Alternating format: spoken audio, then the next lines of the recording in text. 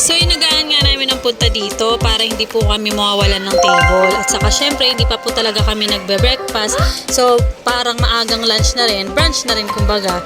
Nakakatuwa rin kasing isipin na yung mga bata ay ginagawa nila yung kaya nila sa school. Wow. Ayan.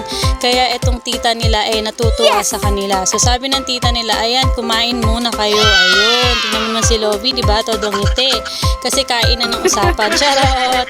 Ayan nga po, mga pagkain sa Giligans. Ayan po. Oo nga pala, dito nga po pala kami sa Giligans. Dito po sa loob ng Evergotesco Mall. Dito po sa Commonwealth. Ayan, Quezon City. O, di ba? Kompleto. Charot!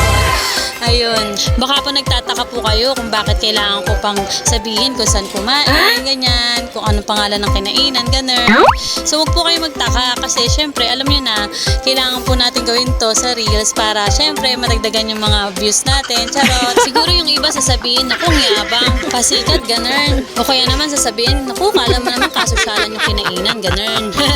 Kahit sabihin nila yun, eh, wala tayong pakialam doon. Ang mahalaga, nakakain tayo dito. Kasi talaga namang masarap dito sa Giligans eh. Ayan o, yung kare-kare nila, yung sabaw nila. Naku, lalong-lalo na po yung sisig, napakasarap. Kaya po ako po sa inyo, try nyo na rin po dito sa Giligans. Marami pong branch po ito sa mga mall, sa mga SM malls, ganyan. At doon naman po sa mga ayo, at least nanood po kayo, di ba? Salamat, Beshi!